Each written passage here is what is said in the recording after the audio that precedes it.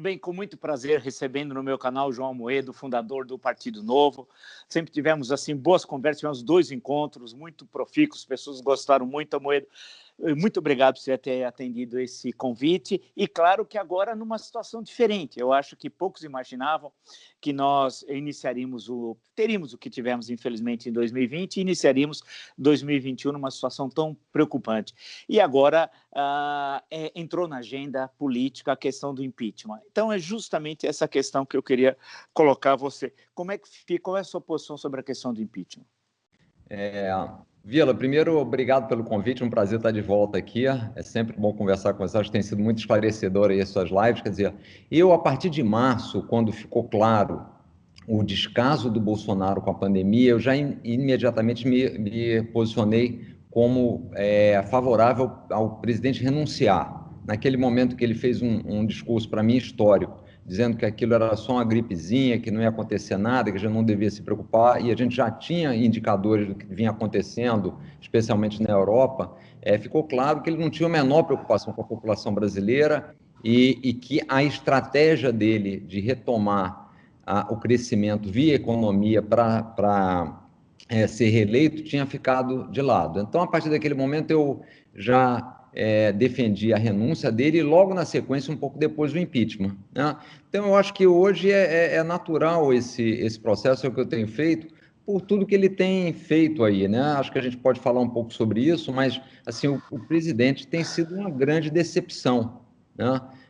Eu até diria que não é nada muito diferente do esperado, pelo histórico dele como deputado federal, em praticamente 28, 29 anos de atuação no Congresso, né? Mas o que a gente notou é que não só várias promessas eleitorais que não foram entregues, se juntaram agora uma quantidade enorme de crimes, de responsabilidade, né? E eu acho que está configurado o ambiente para um pedido de impeachment, para abertura, para avaliação de um pedido de impeachment, para que a gente possa, inclusive, não só retomar o crescimento, mas mais importante do que isso é salvar vidas, né? Acho que hoje eu acho que é uma irresponsabilidade, uma omissão de quem tem essa noção do que está acontecendo, não se posicionar a favor da saída do presidente. E aí tem o manifesto Fora Bolsonaro que foi lançado ontem, não foi isso? Exato, a gente fizemos aqui um manifesto com alguns movimentos de rua, lançamos ontem. O interessante é que nós lançamos tem praticamente aí umas 20 horas e já passamos das 100 mil assinaturas em menos de 20 horas aí que foi lançado. É um manifesto onde a gente fala exatamente isso, que o presidente tem sido contra o Estado democrático, tem cometido crimes de responsabilidade e tem colocado em risco a vida das pessoas. E para isso tem uma solução, que não é um remédio, que não é, obviamente, como remédio nunca é bom, mas nas horas necessárias você tem que tomá-lo, que é o impeachment, né? Então, o que a gente convocou as pessoas foi para que... E aí listamos uma série de crimes que ele cometeu no nosso entendimento, e nós, então, estamos convidando as pessoas que comungam dessa ideia para assinar esse abaixo-assinado, né? E realmente está indo muito bem, é isso que eu comentei com você hoje de manhã, acho que começou com 20 mil pela manhã e já passamos dos 100 mil aí, agora no início da tarde. E eu já vi que hoje, sexta-feira, que nós estamos conversando à noite, vai ter panelaço em várias cidades, aqui em São Paulo, por exemplo, e no domingo tem carreata, né? Em várias cidades, aqui em São Paulo, em frente ao estado do Pacaembu, na Praça Charles Miller, tem outros que querem fazer carreata no sábado, tudo bem, façam no sábado, mas o importante é que cresce esse sentimento, né, do impeachment. E aí tem uma questão, Almeida, que eu gostaria de colocar para depois retornarmos a isso. Temos falado muito, claro, nunca o Brasil assistiu uma reunião da Anvisa, foi uma coisa incrível, o Brasil parou para assistir a reunião da Anvisa, alegria, teve gente que chorou, soltou o rojão e tal. Temos toda essa questão da pandemia. Eu queria antes dar uma olhada na questão econômica, e vamos passar na questão sanitária e depois a questão política. O que me chama a atenção, eu acompanho o noticiário todo dia, é a ausência do ministro da Economia em momento tão grave da vida nacional, né? Porque as coisas estão todas, nós temos de salvar as vidas, né? Salvar vidas, evidente, claro, mas isso é uma questão humanitária da nossa tradição, inclusive aqui no Brasil, mas tende ao mesmo tempo o governo a apresentar um projeto de recuperação econômica. econômica, né? Porque não vai cair do céu, como outros países estão fazendo. Agora o presidente Biden acabou de tomar posse e apresentou um pacotaço lá de medidas urgentes. Como é que você analisa essa questão do ministro Paulo Guedes e agora, nessa conjuntura mesmo, uma breve avaliação da sua gestão e o que fazer? O que nós temos de fazer agora, nesse momento? Perfeito, Vila. Acho que a primeira coisa, acho interessante a gente fazer um comentário sobre economia, olhando um pouco os ativos financeiros e a economia real. Porque muita gente tem acompanhado as bolsas, especialmente a Bolsa Brasileira subindo bastante, e diz, bom, está indo tudo bem, porque a Bolsa está subindo. Só que isso tem uma clara diferenciação do que está acontecendo na vida real. O que a gente acompanhou aí, especialmente das principais economias, economia americana, toda a comunidade europeia, uma quantidade enorme de estímulos financeiros. E isso claramente fez com que você criasse uma bolha de liquidez no mundo, com a taxa de juros negativa em vários países, no Brasil muito baixa, e levou a uma compra de ativos que houve uma valorização de ativos, especialmente no Brasil, da Bolsa, né? Isso não quer dizer que a nossa economia esteja indo bem, muito pelo contrário. Quando você vai no micro, você vai no dia a dia, você vê empreendedores, as pessoas estão fechando seus negócios, não estão conseguindo vender. O Brasil continua sendo um lugar muito difícil para se empreender, com pouca liberdade econômica, com uma carga tributária extremamente complexa. E todas aquelas promessas do ministro Guedes, infelizmente, a grande parte delas não foi cumprida.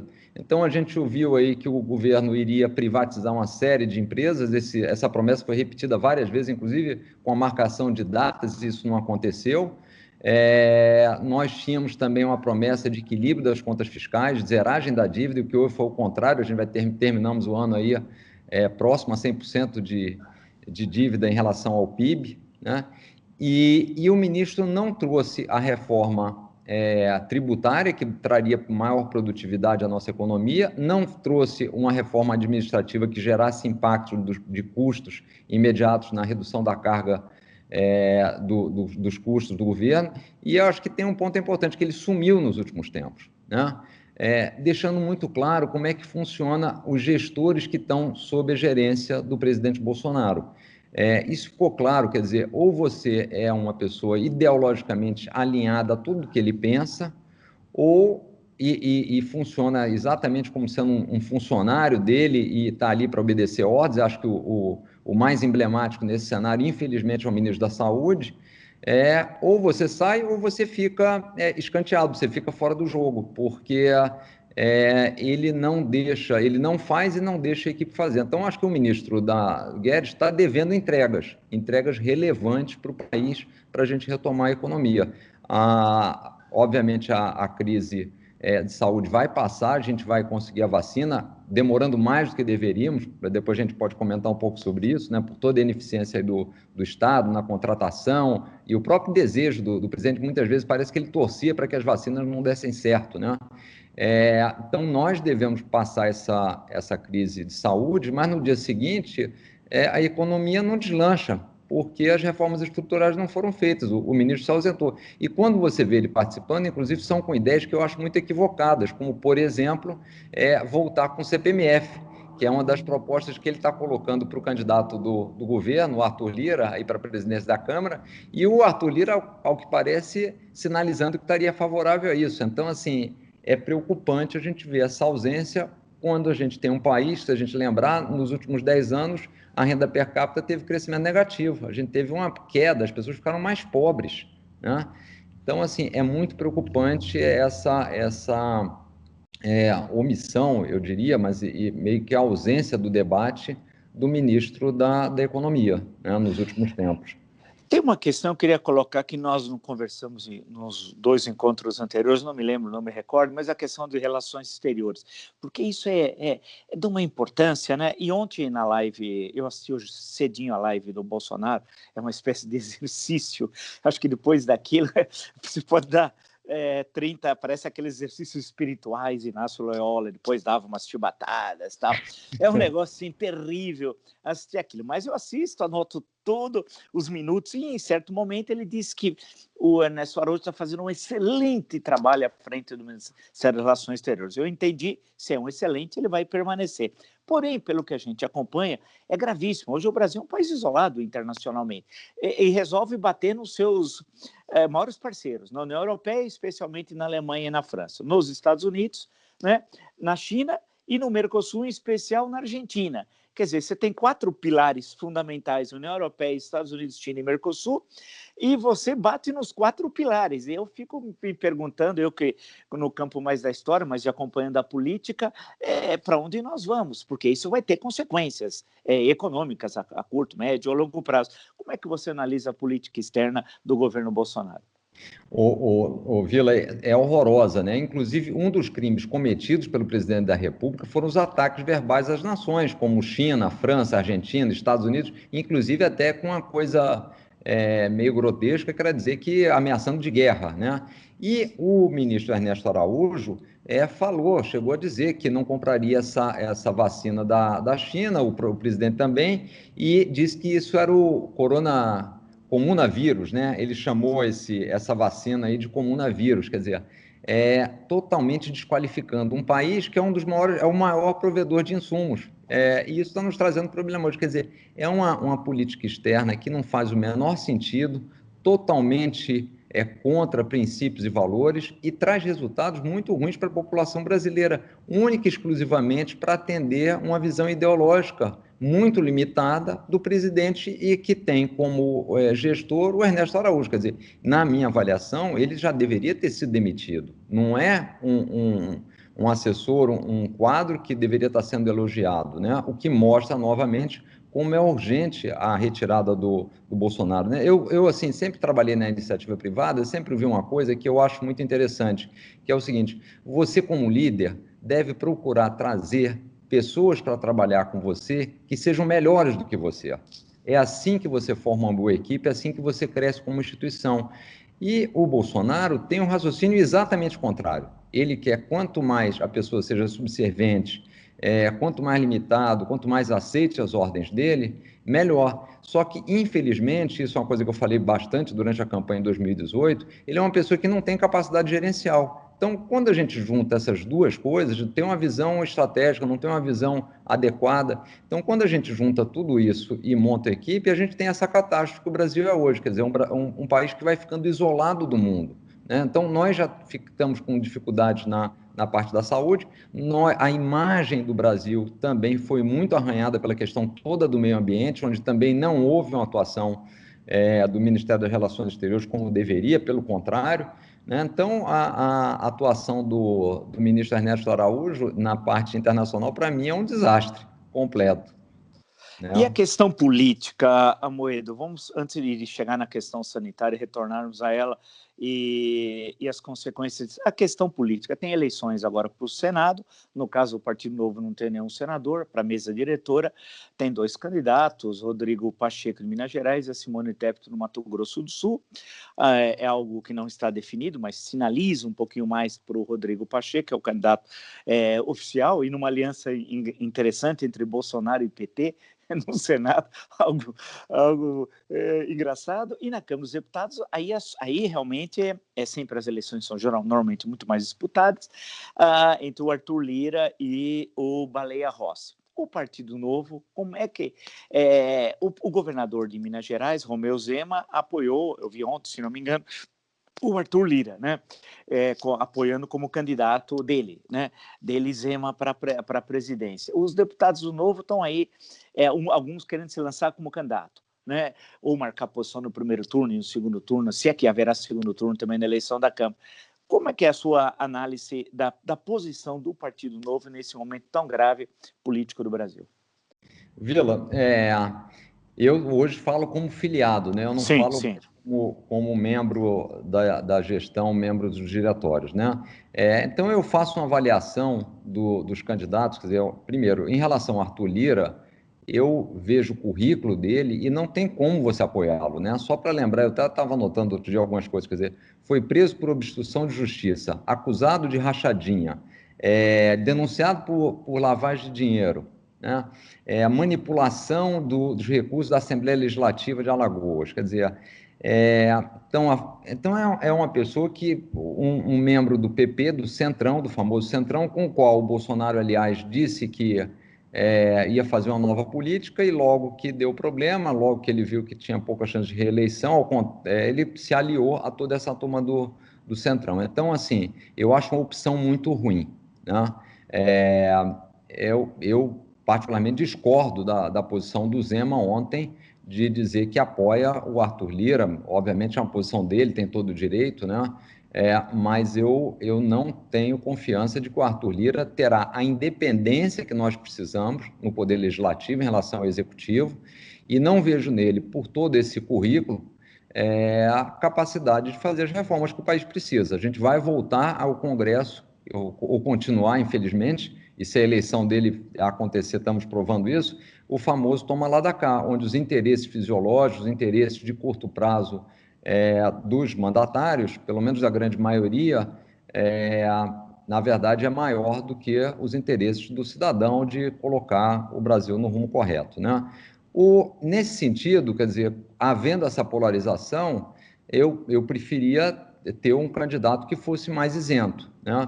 No caso do Novo, estamos saindo com a candidatura própria, mas a gente sabe que é muito pouco provável que o Novo, pelo tamanho do partido que tem, a quantidade de representantes, tenha, nessa situação tão polarizada, tenha alguma viabilidade. Mas é para marcar a posição, e provavelmente no segundo turno, se houver, né, a gente tem que avaliar se há essa chance houve uma movimentação maior agora em favor do Arthur Lira, o que eu acho ruim. Então, a gente corre o risco hoje de ter uma eleição eventualmente sendo liquidada no primeiro turno, que seria muito ruim, dado o currículo do candidato, e principalmente essa tese que eu acho mais importante, quer dizer, se nós estamos falando aí da necessidade de um processo de impeachment por todos os crimes que o presidente tem cometido, o mínimo que nós esperamos é que nós tenhamos, como presidente da Câmara, alguém com independência e legitimidade para, se necessário, e eu acredito que seja necessário, conduzir esse processo, né? Então, é uma situação difícil aí, de novo, ficamos reféns da falta de lideranças, né, no Congresso. O Baleia Rossi poderia exercer esse papel?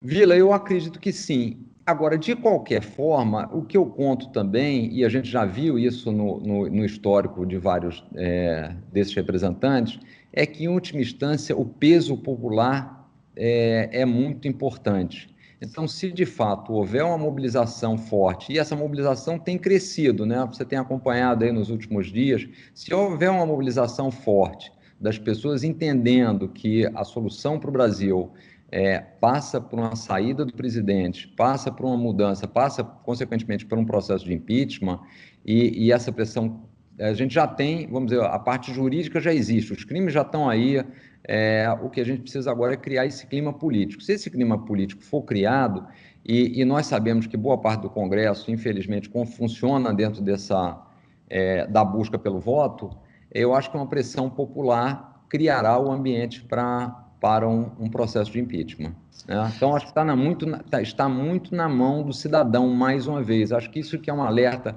importante, que eu acho que você tem feito bastante aqui, e eu gosto sempre de fazer, que infelizmente, nós não somos ainda bem representados na política. Isso foi, inclusive, o motivo da gente ter procurado montar um partido. E, na medida em que você não tem uma representação adequada, você tem que atuar mais na política do que se tivesse uma representação adequada, né? Então, eu acho que a população, de fato, tem que estar atenta, e a gente tem essa grande vantagem hoje, que são os mecanismos digitais, as redes sociais, toda essa tecnologia que ajuda nesse processo, né? Voltando à crise sanitária, Moedo, você lembrou, e eu acompanhei também aqui no meu canal, entrevistei 2 vezes o Mandetta, o ex-ministro Luiz Henrique Mandetta, li o livro dele, acompanhei diariamente tudo o que estava ocorrendo, e era uma crise, uma tragédia anunciada, porque veio da China, passou pelo Irã, né, o caminho, aí chegou à Itália, foi aquela tragédia, especialmente após o jogo do Atalanta de Bérgamo contra o Valência pela Liga Europa, em Milão, né? Porque havia, acho que um problema lá do regulamento de jogar em Milão, e aquilo foi tenebroso, uma bomba, né? E a chegada da França, Reino Unido, e foi indo. Península Ibérica, Estados Unidos, atravessa o Atlântico, e a gente sabendo que aquilo ia chegar, porque era inevitável, né? E que nós devíamos construir toda uma política lá atrás, e isso acabou não sendo feito. E o presidente acabou, infelizmente, assumiu o negacionismo como política de Estado. Como é que você analisa assim, todo esse processo e essa questão das vacinas, a crítica ao distanciamento social, ao não uso de máscara e, principalmente, desculpa a extensão da pergunta, mas lendo algumas coisas sobre os Estados Unidos, eu li um dos artigos que dizia assim, por que o grande empresariado americano apoiou o extremismo trumpista, né? E agora as empresas, depois do 6 de janeiro, deram o passo para trás, falaram, não queremos ficar com isso pega na nossa marca, não apoiamos movimentos desse tipo e tal. Mas muitos foram dando corda, vamos chamar assim de uma forma popular. Aqui no Brasil, também o que me chama a atenção é que eu não vejo o grande empresariado no sentido representativo. Os que falam pelo empresariado não são grandes empresários, aquelas pessoas históricas. Tá? Eu sempre digo que o Roberto Simpson era um exemplo de grande empresário em São Paulo, foi constituinte em 33, 34, foi uma pessoa histórica aqui na questão do desenvolvimento industrial aqui no Estado, e essa preocupação com o desenvolvimento do país, mas falava em nome de uma classe, então ele era representativo. O que chama atenção é que um empresário qualquer se veste de Zé Carioca e começa a falar em nome do empresariado brasileiro, mas ele não é um empresariado brasileiro, ele é um aventureiro, como outros aventureiros tem por aí. Então a pergunta se divide em A, B, C, D, né?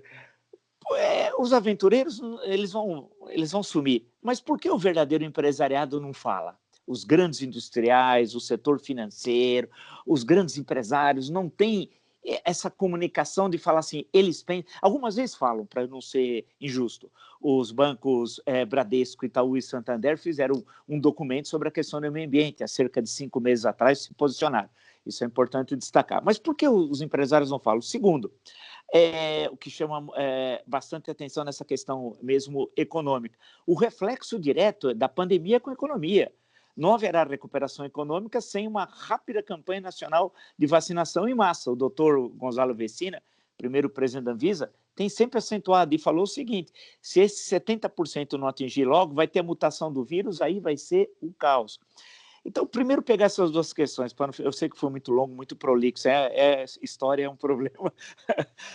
Essas duas questões, a representação do empresariado e a necessidade econômica de enfrentar uma vacinação rápida, e nós temos expertise nisso, hein? Nós já vacinamos em um dia 10 milhões de pessoas, então não é que não sabemos fazer. Perfeito.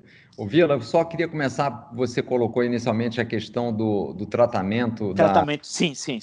do Bolsonaro em relação à pandemia, né? Assim, rapidamente foi muito ruim, né? Começou, como a gente falou aqui, ele minimizando o impacto, dizendo que era só uma gripezinha, e a gente já estava vendo os resultados lá fora, né? Depois fez um antagonismo entre a economia e a saúde, entendendo que aquilo eram coisas distintas. Depois condenou muito alguma coisa que já estava sendo feito lá fora, que era o isolamento social. A gente às vezes se esquece, mas ele o governo federal chegou a fazer uma campanha publicitária contra o distanciamento social e só não colocou no ar porque o STF barrou.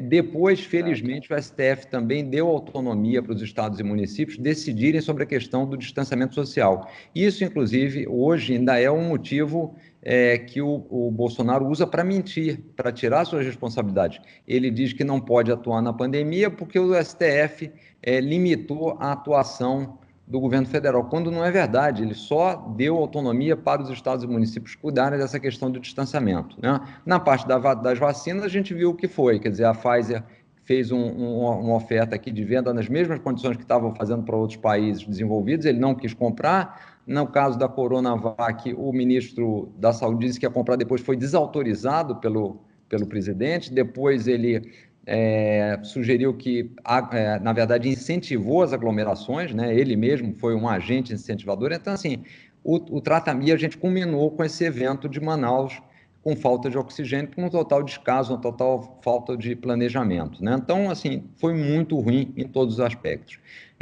Mudando aí para o outro tópico, eu, infelizmente, acho que a nossa elite, óbvio que tem suas exceções, mas, infelizmente, a nossa elite é grande responsável pela situação que o país se encontra.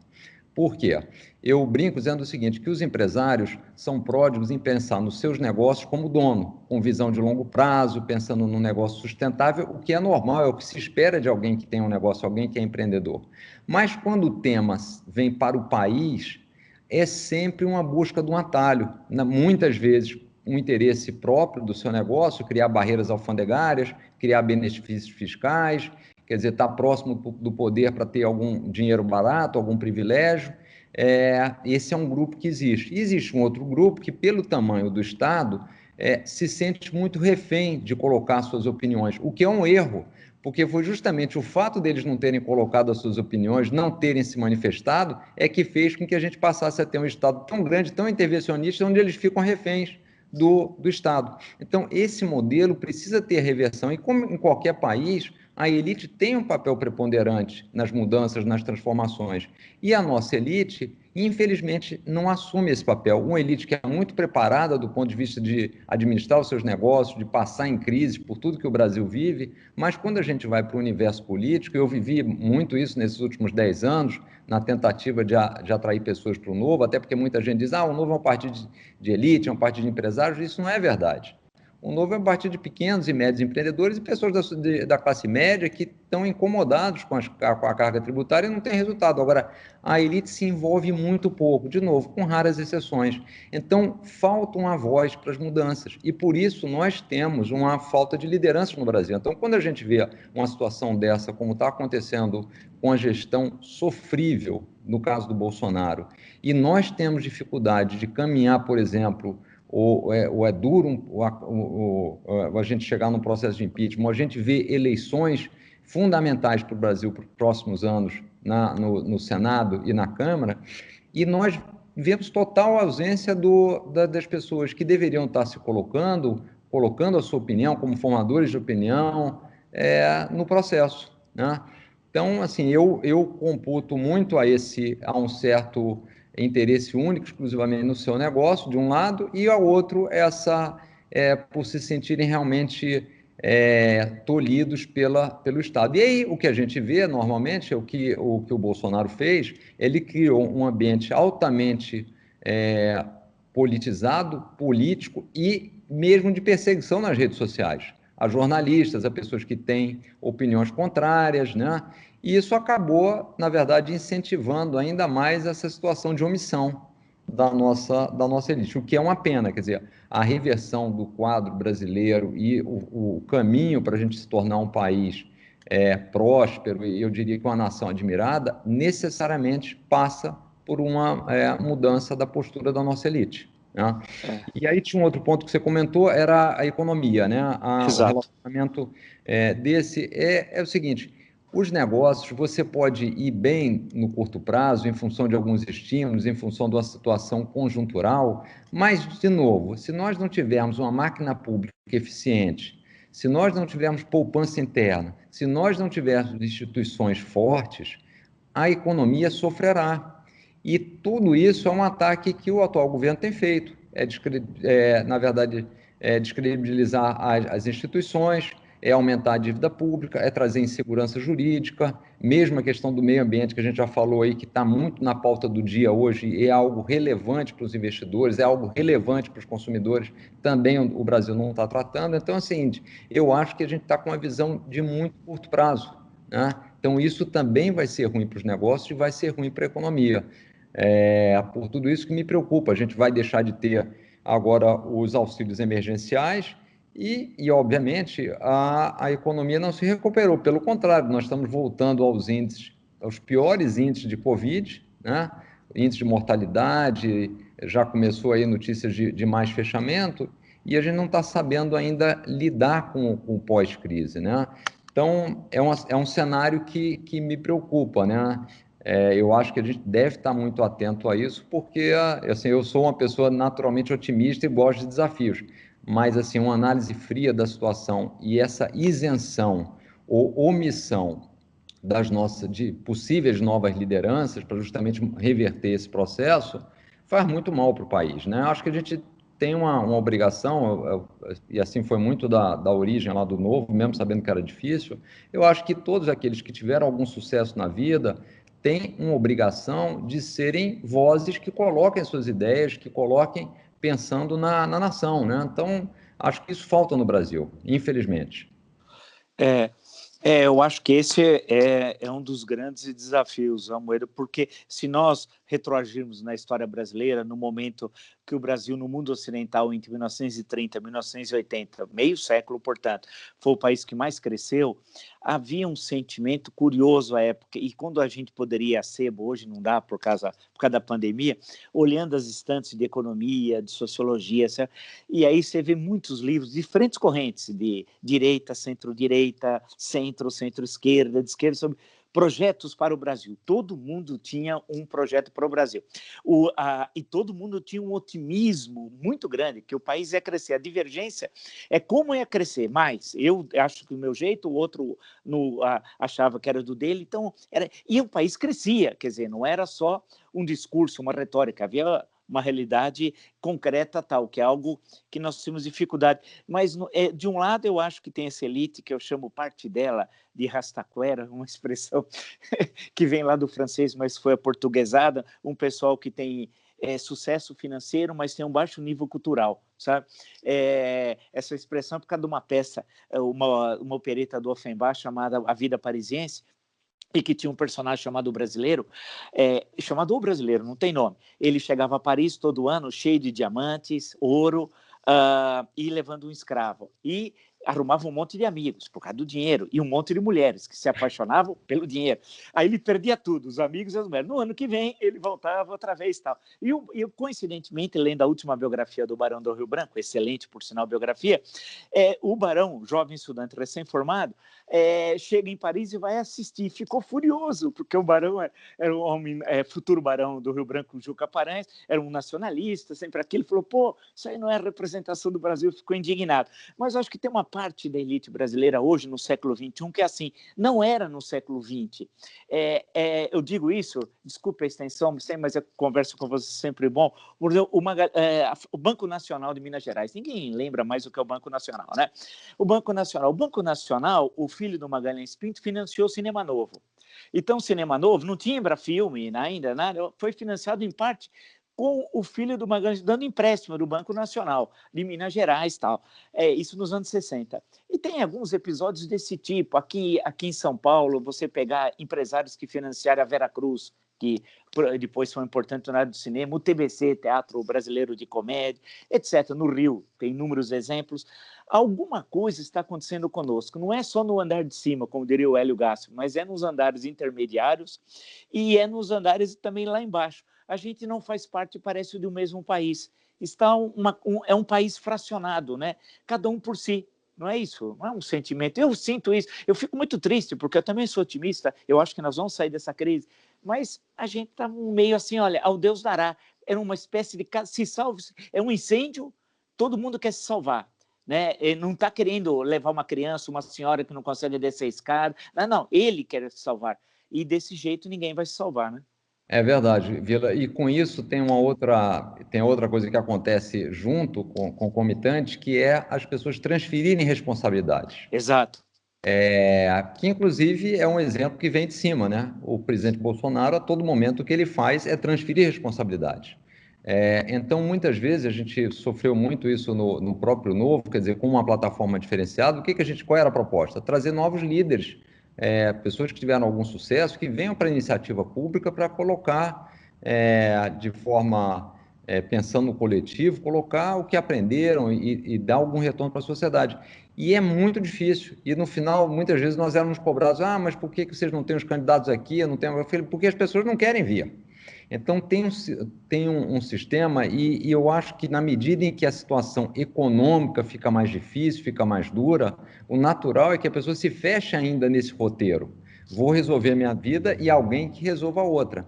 Portanto, o papel da elite nesse cenário fica mais importante ainda, é mais crucial, porque ela deveria ter alguma disponibilidade de tempo e de recursos para pensar na ação, para ajudar a colocar os juntos, para dar bons exemplos, na medida em que, infelizmente, da parte política, na grande maior parte do tempo, os exemplos são muito ruins.